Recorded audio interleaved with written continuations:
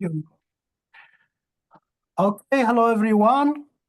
Thank you for joining us in this session of John Conway seminar series. And our today's speaker is Professor Ana Bravo from the Autonomous University of Madrid in Spain. Her area of research is algebraic geometry and commutative algebra, with a main interest in singularity theory and Riesz algebras. And today she is supposed to talk about the order functions and applications to resolution of singularities. Professor Anna, thank you for accepting our invitation, and over to you. Thank you very much. Thanks for inviting me, for giving me this opportunity. So I'll talk about some work that I'm doing with Angélica Benito, Santiago Encinas, and Javier Guillén Real. So here's an overview of my talk. As I said in my abstract, I want this talk, this talk is addressed to very young people. So at the beginning, I'll spend some time talking about the basics, and I apologize to those who are already familiar with the material. And I'll talk about my research towards the end of the talk. So as you said before, my area of research is algebraic geometry. So I use tools from commutative algebra to understand geometry. So let's start with the basics. Suppose we have a field, and then I look at the algebra, the ring of polynomials in n variables over the field, and I'll do geometry in the affine space. The objects I'm going to work with are set of zeros of polynomial equations, and I'll denote it like this. This V is for vanishing of F1 to Fs, and it will be an affine algebraic variety. Of course, it doesn't matter if I just take this collection of equations or if I look at any linear combination of them. So I can place here the ideal generated by these elements, look at the set of common zeros, I still have the same affine algebraic variety. So in general, an affine algebraic variety is just the set of common zeros of all the elements that are in some ideal that's coming from this polynomial ring. So here are some examples of plane curves. These are plane algebraic curves in the real plane. This is one of my favorites, the cusp, and we'll go over it later on in the talk. Okay, so let's talk about the algebra. So suppose we have an affine algebraic variety. So there are many ideals that are going to define my algebraic variety. X can be expressed as the set of zeros of many ideals, but there's one, which is the largest of all of them, which is what I call the ideal of definition of X. That's the set of all the polynomials that vanish along the variety X. And using this ideal, I can construct the coordinate ring of X, or the ring of regular functions on X. These are just, this quotient is just the set of polynomials that I'm identifying if they vanish, if they take the same values on my variety. Well, this is an algebraic object that already encodes information about my variety. For instance, by looking at this ring, I can determine whether my variety is irreducible or not. In particular, there's a theorem that says that X is irreducible even only if this ring is an integral domain. I also can read the dimension of my variety. It can be shown that my intuition about the dimension of X can be read in terms of the crude dimension of this ring. Remember, this just means look at change of prime ideals and look at the longest chain of prime ideals to find the crude dimension of this ring. And of course, by looking at this ring, I also can know about the singularities of X that we are going to see in a few transparencies. Okay, so let's see how I can use the algebra to work the geometry. So on the one hand, I have the ring of regular functions of of my variety, this ring over here. I told you already how to construct it. And suppose for a moment that X is irreducible. So this is just an integral domain. There's one thing I can do. I can look at the ring, at the field of rational functions, just inverting all the elements, all non-zero elements of X. This gives me a field, okay? And I also can pay all the attention to one single point of my variety. That means select a point of the variety, look at the maximal ideal that determines this point, and look at the localization at this maximal ideal, okay? So here I'm looking at the fractions whose denominator doesn't vanish on the point. In this way, I have already 3 rings. And what do they tell me about my variety? Well, the first one gives me a global picture of my variety.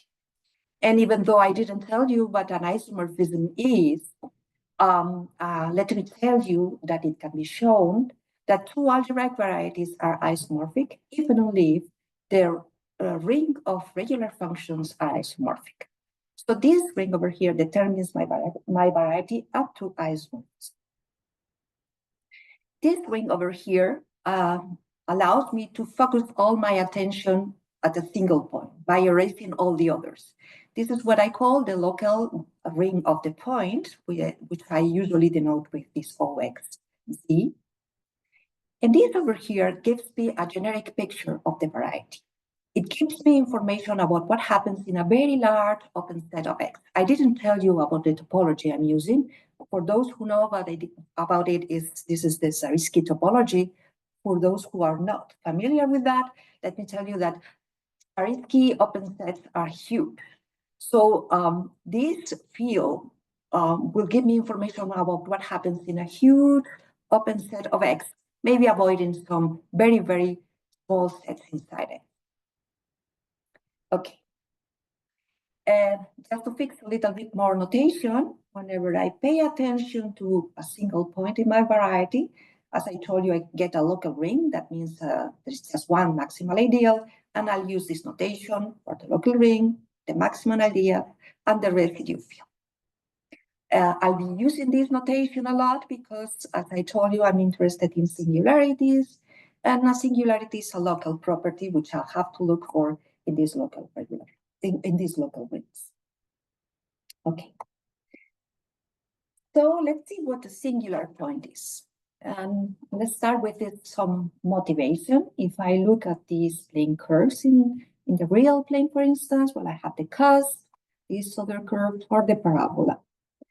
So it is clear to us that these 2 first curves have some special points at the origin, while the parabola does not. So how do I distinguish this geometrically? Well, the distinction comes from looking at the tangent space of the variety at a given point. What is that? Just a set of lines to the point that are tangent to the variety. If I want this tangent space to be a good approximation of my variety, I should expect that the dimension of the space is the same as the dimension of the variety. But I already see in these pictures that this doesn't happen all the time.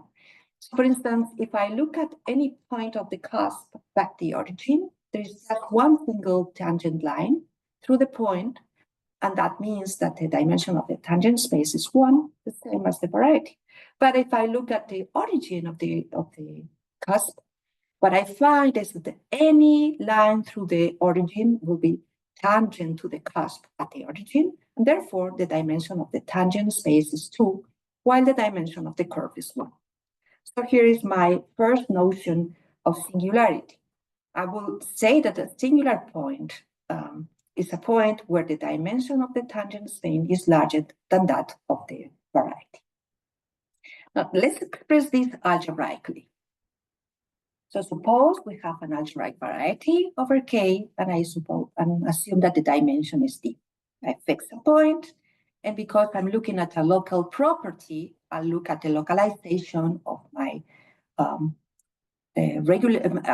coordinate ring at the maximal area. So I have this information over here. And I want to read the previous information on this local ring in an algebraic way.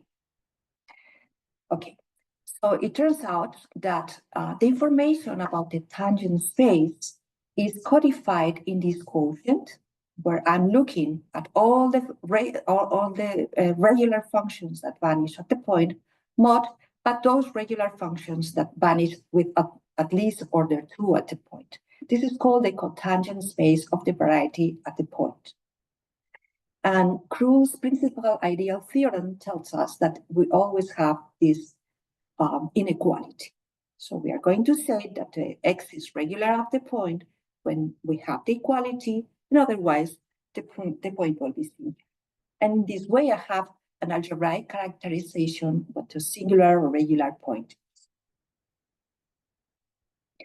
Okay, so my interest is resolution of singularities. What does this mean? Well, what's the resolution of singularities of x? Well, this means you have to find some other x prime, some other algebraic variety x prime, non-singular, together with a morphism. I didn't tell you what a morphism is, but you can think about morphisms as locally given by a collection of regular functions that go from one variety to the other. So I want to find a morphism between these two that's birational and proper. What does this mean? Well, rational means that the field of rational functions of x is isomorphic to the field of rational function of x prime. And as I told you before, that will mean that both x and x prime are isomorphic over a very large subset. So they are as similar as possible. And the second condition, proper. What a proper morphism is, well, it's a technical condition that basically means you cannot just erase the singular points of x to obtain x prime.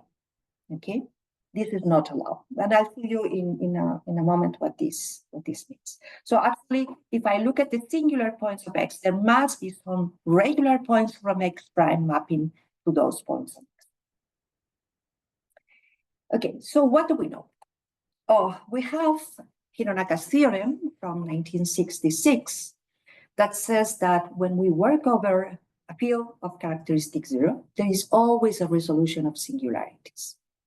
This is a very deep theorem in algebraic geometry with very, very important. It's so important that Hironaka got the field medal because of that. And his proof is very, very technical, long. It's over 200 pages in analysis of mathematics. And we had to wait around 20, 30 years to find some simplified proofs of this theorem. And these proofs are due to Gerson, Millman, and Villamayor. Actually, what they gave was a procedure to construct a resolution. So what does this mean? Well, this means the following. Hironaka's theorem is existential. Hironaka proved that whenever I have x, there exists some x prime, and there exists some morphism like this, okay?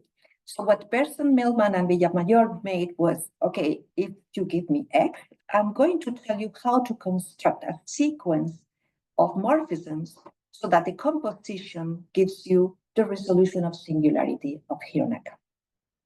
And these morphisms over here are a particular case of proper and birational morphisms, which are blowups. I'm not going to tell you what a blowup is, but I'm going to give you an idea what a blowup does, okay? So suppose, for instance, we have this singular curve. It has a singular point over here.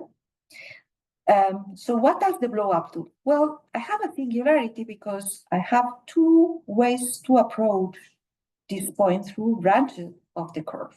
So the blow-up distinguishes points according to their direction approaching the given point. So if I blow up this point, what I'm going to get is this other curve where these 2 points map to this one. These 2 points, which are marked in red, correspond to the 2 different directions that I had to approach the point that I just blew up. Okay, so you can see that over my singular point, I have 2. This is a proper morphism. Here's another example.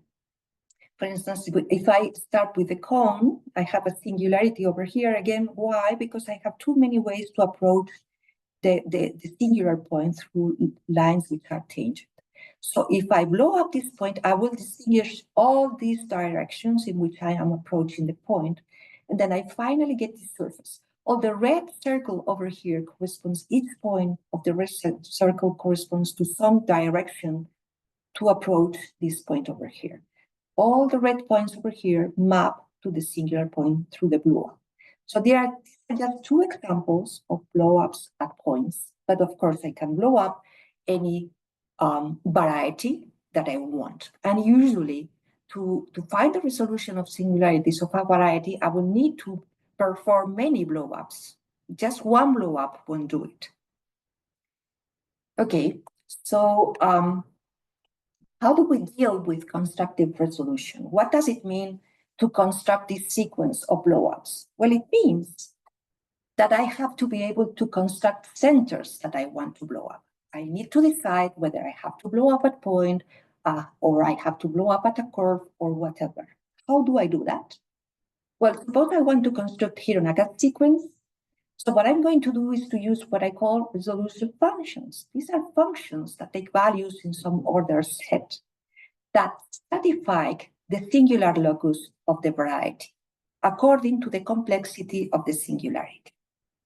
Now, for these functions to provide to give me the information I need to produce this sequence of blow-ups, I need that they satisfy some properties. So here are the properties I want them to satisfy. The first one is that I want these functions to be constant only when the variety is regular. I want them to be upper semi-continuous. In particular, this means that they only take a finite number of values. The maximum value of each function has to be achieved in some regular subvariety, which I denote like this. And this will be the center to blow up. For technical reasons, I never want to blow up anything that's not regular. And finally, of course, I don't want to modify points that are already regular, so I want to blow up centers that are inside the singular locus of each of the varieties. And finally, the sequence that I have over here is defined in a way that the maximum value of its resolution function drops. And since they only take a finite number of values, at the very end, I will achieve a situation in which my variety is right. Okay, so in constructive resolution, what we do is to study these kinds of functions. And this is what I'm going to talk about today. So how do we construct resolution functions? Okay, so suppose we have x. So somehow I have to determine how complex is the singularity at a given point. So let's start with the first. At the end, resolution functions will have several coordinates with values in the naturals, in the rationals. And we are going to start with the first coordinate. How do I start? Let's look at an example to see some motivation. Suppose I look at the parabola, which is a regular curve. Then I look at the cut, and then I look at this other plane curve. And my impression, my intuition says that the higher the order of the polynomial is, the worse the singularity. So for instance, here, if I check the order of this polynomial at any point of the parabola is 1, while the order of this other polynomial at any point, not the origin, is 1, but the order at the origin is 2. For this one, the order of the origin is 3. So it seems to me that this order of vanishing should be measuring some complexity of the singularity. But I want to see this algebraically. How do I do that? Well, let's see if I can read this by looking at the local ring of the point. One possibility is to look at the Hilbert-Samuel function. This is what Hironaka did. So what does this mean? Well, remember that I can see if my point is singular or not by looking at the dimension of m over m squared. why don't we look at all these other dimensions, the dimension of m over n cubed, m over n to the 4. As it turned out, when I look at these dimensions asymptotically, somehow I'm going to be able to read this order of vanishing I talked to you before. In his theorem of resolution, Hironaka used the Hilbert-Samuel function, which is a function with some complexity because it associates to each point an infinite sequence of coordinates. So these numbers that come, these natural numbers that come from looking at these dimensions. There's another possibility, which is using the multiplicity function. Where does this come from? Well, it comes from this result that says that given this sequence of natural numbers over here, there is a polynomial with rational coefficients of degree d, where d is the dimension of the variety, so that for large values of n, the value of the polynomial is the value of this dimension. And the form of this polynomial is, well, is some t to the d divided by d factorial times some number. This number over here is the multiplicity. There's a theorem that says that the variety is regular at the point if and only this number is 1. So one can expect that the higher the multiplicity, the worse the singularity is. So for the purposes of this talk, we are going to use this number as the first number that I'm going to consider to build my resolution function. Okay. Excuse me, Professor. May you go to the previous slide? Sorry? May you please go to the previous slide? Sure. So regarding to this Hilbert-Samuel function, so every forthcoming space is the direct summand of the two. M over M4 can be said that this is the direct sum of M over M square, direct summand with You are M over M cube. Right, of course, this is what I'm doing. Right. So you are looking. So this will give rise to some kind of a filtrations. Right. Exactly. Okay, and now what is this multiplicity function? Right. Can you explain a bit again about this multiplicity function? Okay, sure. Okay, so first of all, where does it come from, right? So it comes from this theorem, right? That says that for large values of n, the polynomial is exactly this. This may be n plus 1, not I'm looking at here, so there's a typo. Okay, so there's a theorem that says that if you write the polynomial, well, it's a polynomial of degree t, so it has some coefficient, right? Some leading coefficient, and this leading coefficient has always this form. It's e to the denominator is d factorial, and there is some natural number over here. So this natural number is by definition the multiplicity. Okay. Okay. Right. So there's a theorem that says that if my variety, for instance, is not even irreducible, it is sufficient that it's equidimensional, then the variety is regular if and only if the multiplicity is 1. And there is a profound algebraic meaning of what this number is. Okay? But I'm going to give you an idea of what this number means, at least in the hypersurface case. I don't know if this answers your question or... Yeah, I got it. One more thing, whether this multiplicity, this particular polynomial, P of t, is the same polynomial which is given by Hilbert's theorem? You mean when you look into m to the n mod m to the n plus 1? Yeah, something, but coming from the Hilbert series, Hilbert-Poincaré series. No, no, not exactly. I mean, what you are reading here is just the dimension of these spaces. Okay. It is related, but it's not quite the same thing. Yeah, because this definition is maybe I'm a bit confused with the dimension with the definition of multiplicity function with the embedding dimension of. Oh, okay. No. And in fact, we'll talk about this later. Nothing to do. Okay. But Thank you.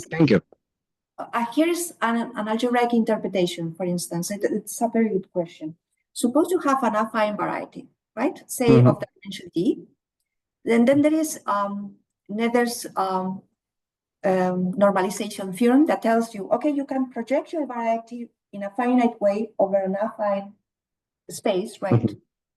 And whenever you do that, when you look at this finite projection, there is you can look at the field of fractions and look at the degree between these two fields, because you get a finite extension among the fields. Okay. So the multiplicity is always the lowest possible value that you can get when you look at one of these finite projections. Okay. So it has a powerful geometric meaning, even though it doesn't look like that when you write it in this way. Okay. Thank you. You're welcome. Okay, so let's have a look at this multiplicity function. For instance, if I look at this plane curve, it can be checked that the maximum multiplicity is 3, and this is achieved at the origin. And the reason for that is that when I work with hypersurfaces, the multiplicity at a given point, it is always equal to the order of vanishing of my equation. Therefore, because this equation vanishes with order 3 at the origin, the multiplicity at the origin is 3. However, if I look at this surface in A3, it can be checked that maximum multiplicity is 2, and in this case, the multiplicity is achieved along all these costs. Okay, so again, because I'm in the hypersurface case, the multiplicity can be computed as the order of vanishing of my equation. This is no longer true when I'm working with varieties which are not hypersurfaces. But we are going to center our attention to this case for the talk. Okay. So there's also a theorem that says that the multiplicity is upper semi-continuous. Remember that I wanted to construct resolution functions, so I need upper semi-continuous functions that measure my singularities. So the multiplicity could be a good candidate, and it is a good starting point. However, considering the multiplicity is not good enough. It's not a resolution function because it doesn't provide enough information. Let me see a couple of reasons why just considering the multiplicity is not good, it's not enough information to construct a resolution function. First of all, the multiplicity does not determine regular centers. So if we go back to this surface in A3, the maximum multiplicity is 2, and it is achieved along this curve, which is non-regular. And remember that my resolution functions have to have the property that their maximum value has to be achieved at a regular center. So this already tells me that the multiplicity is not enough. But there is another reason why the multiplicity shouldn't be enough. Because the reason is that it does not reflect all the complexity of the singularity. For instance, if you compare these two plane curves, both of them have multiplicity 3 at the origin. However, our intuition is that the second one is more complex than the first one, and indeed it is. To resolve the singularities of the first one, I just need to blow up once the origin, while to resolve the singularity of the second one, I'll have to blow up twice. So this already is telling me that I have to go far from the multiplicity to obtain more information to construct my resolution functions. Okay, so just by looking at the examples, I already see that, okay, I know that the multiplicity is 3, but I have to capture the information that goes beyond 3.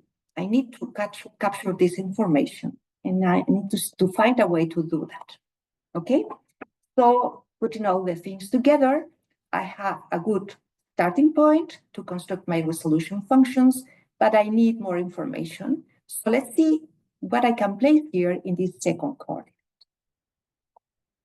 And to do that, let me consider the following special case. We are going to fix this polynomial ring in the variables, and we are going to take a polynomial with coefficients in SC. And I'm going to look at the zeros of this f in the t+1 dimensional affine space. And I'm going to assume that my hypersurface has a multiplicity, a maximum multiplicity equal to m at the origin, just to simplify. And I'm also going to assume that I can write f in this way, as a polynomial in z of degree m, where m is the multiplicity, with some coefficients in s. This may seem like a very particular example, but let me tell you that if I have a hypersurface which has multiplicity m at a given point, maybe after considering some étale neighborhood of the singularity, I always can assume that I am in this situation. So this situation is not as special as it is. Okay. So I have this singularity of multiplicity m at the origin. So as I said before, once I know that the multiplicity is m, well, I know that all these coefficients have to vanish with some order at the origin. So I'm going to write this in this way. So I'm using this v for order of vanishing of each coefficient. So if the multiplicity is m, I will need all of them to vanish, at least with this intensity. Okay? Okay. So one possible way to control how complex my singularity is to look at these orders of vanishing. So what is the advantage of doing this? Well, I started with an equation which depends on d+1 variables, and these coefficients only depend on d variables. That's good. And these numbers somehow should capture the complexity of the tails, meaning how far away I'm from m when I look at the equation. Okay. But this has some disadvantages because it is clear that the orders of vanishing of the coefficients do not contribute in the same way.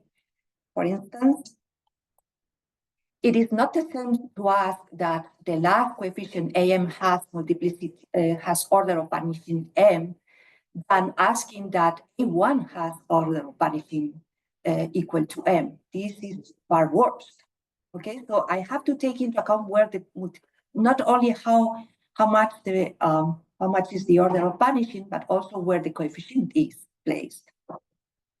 And this order of vanishing somehow depend on the choice of coordinates. If I find different coordinates to express my polynomial f, this order of vanishings are going to change. So this is not a good invariant.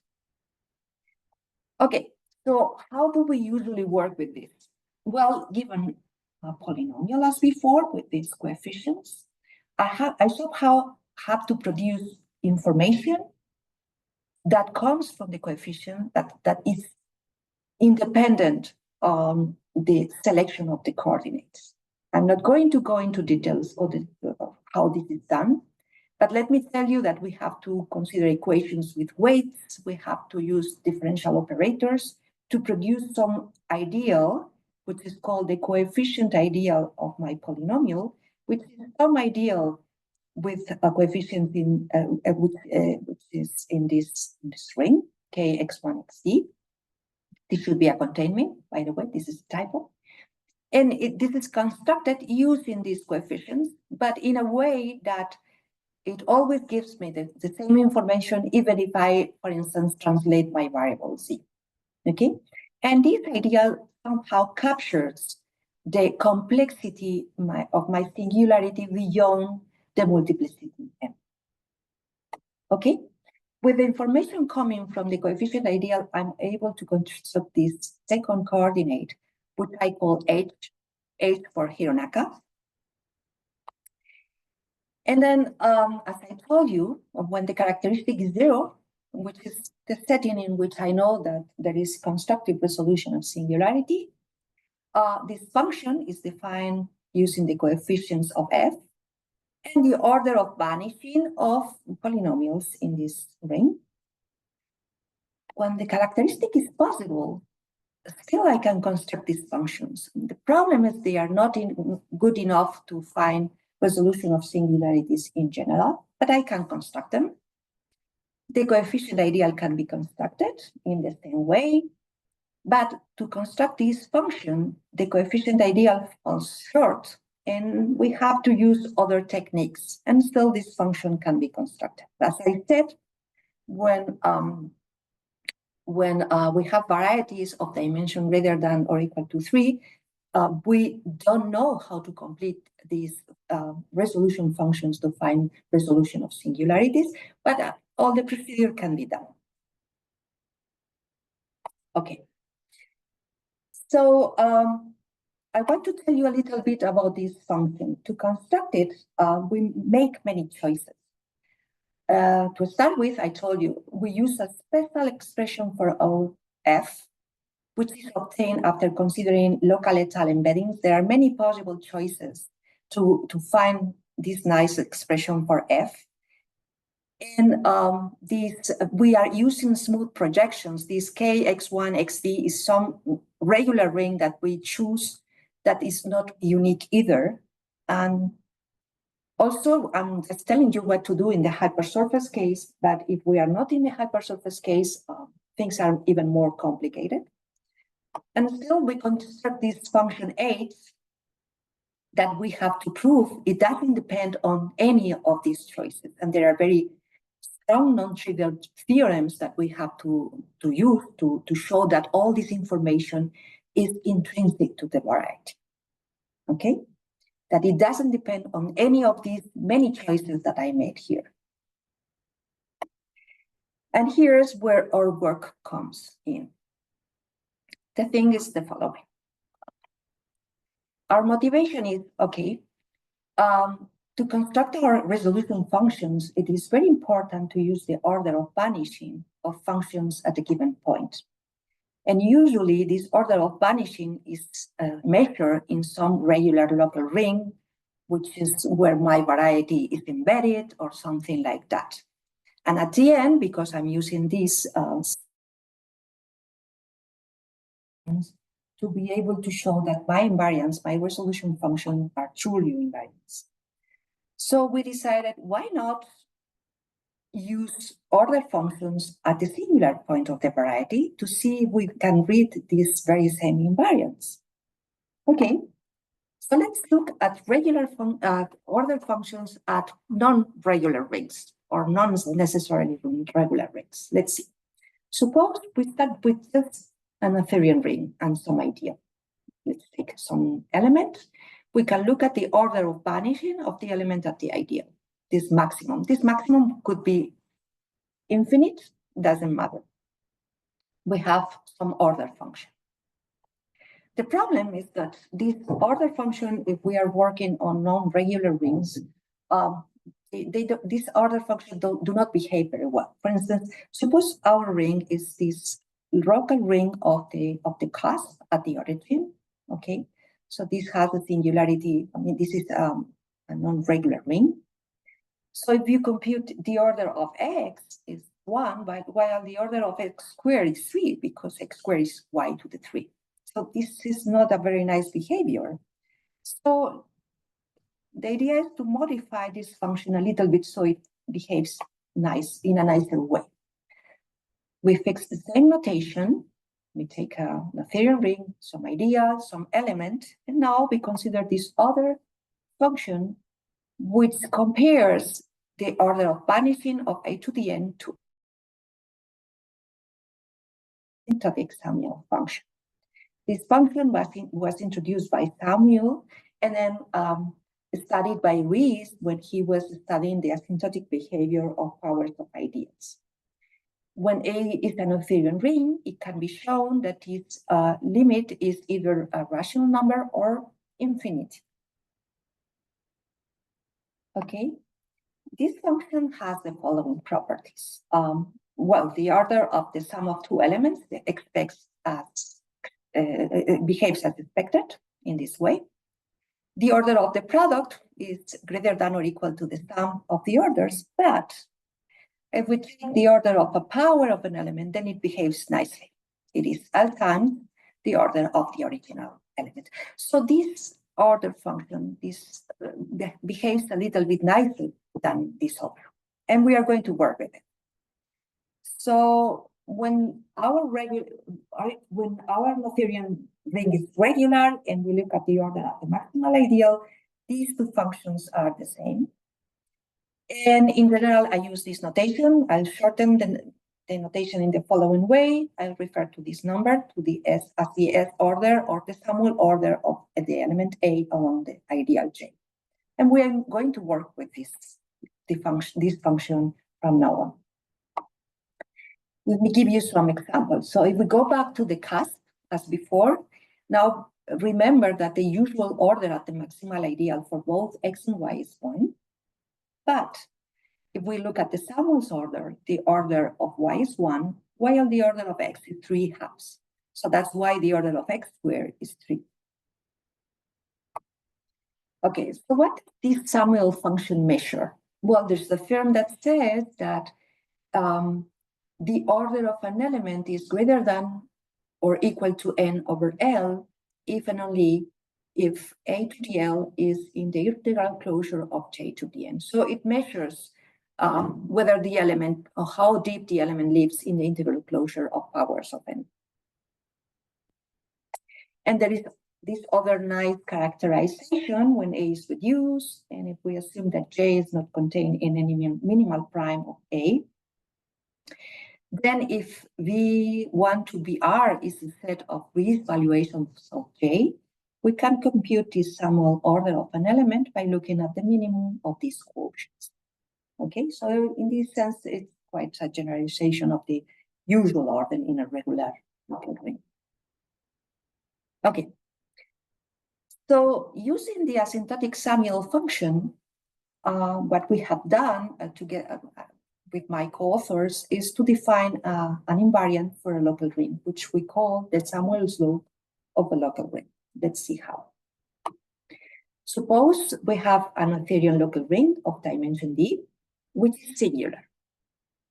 Well, but this means that when I look at the dimension of this vector space of over the residue field, this dimension is larger than D, so it would be something like D plus T, where T is the excess of embedding dimension. Okay, so with this notation, let's define this other ideal, which we denote with this greater than 1 over here.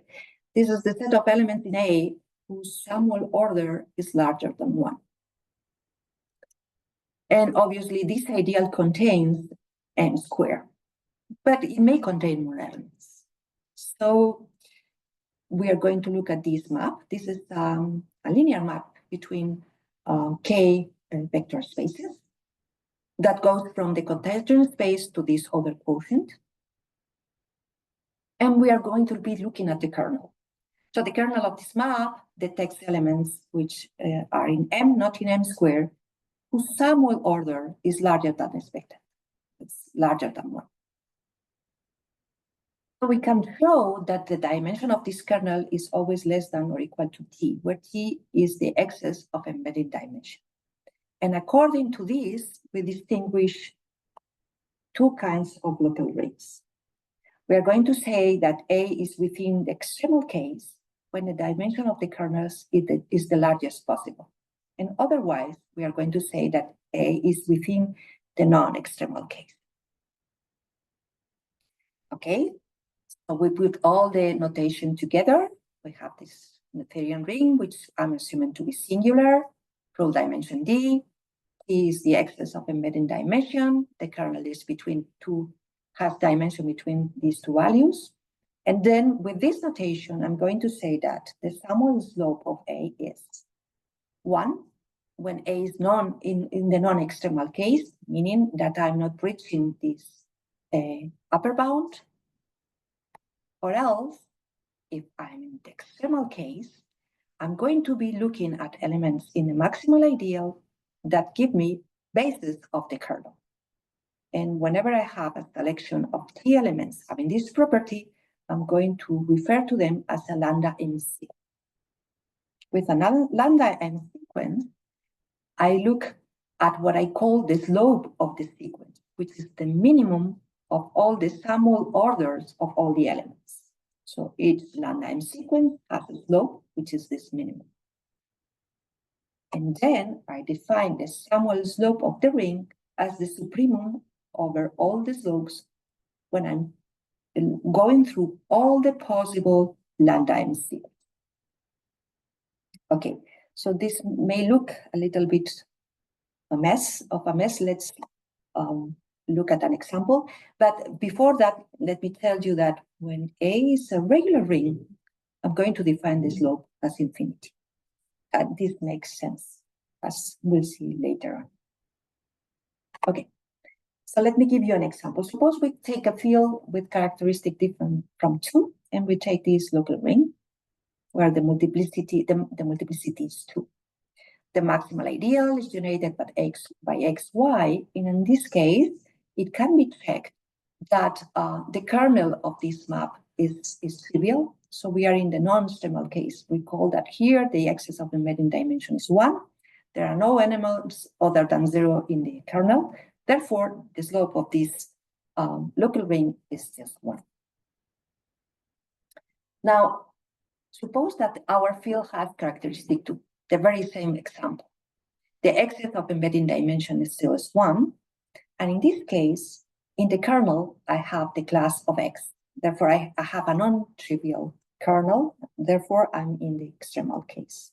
Okay, so let's look for lambda sequences. One possibility is to take X. The Samuel order of X is 2. Another possibility is to take X plus Y squared.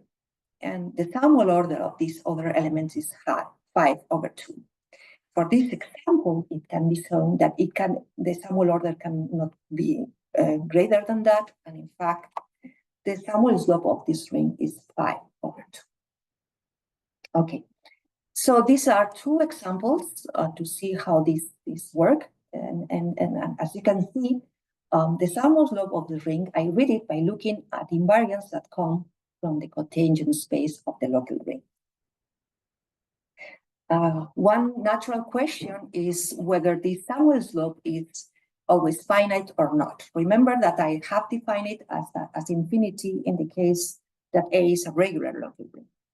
So we have his theorem together with Encinas and Guillen-Rial, where we show the following. Suppose A is an excellent reduced equidimensional ring which contains a field, and that's singular. Then the Samuel slope is always a rational. As a corollary, we have this other. The Samuel slope of a ring is going to be infinite if and only the reduction of the ring is regular. So this infinite characterize regular local rings. Okay, and now let's connect our Samuel slope with resolution functions. Let's go back to what we were talking about some minutes ago. So remember, we started to construct this resolution function, first considering the multiplicity, and then Hironaka's function over here. And we use different techniques to be able to construct this function. I didn't tell you about the other coordinates of the resolution function, but believe me that they depend on this Hironaka's function over here. I'm not going to go into that. Also, I told you that this function over here can be defined in characteristic 0 and in positive characteristic with different techniques. And what we have shown together with Benito and Encinas is that for the case of algebraic varieties defined over perfect fields, this Hironaka's function equals the Samuel slope of the local ring. So as a consequence, we get that this number is intrinsic and independent on all the choices that we make to construct it in this other way we saw before. Okay, so this is all that I wanted to tell you. Here are some references, and I wanted to thank you for your attention.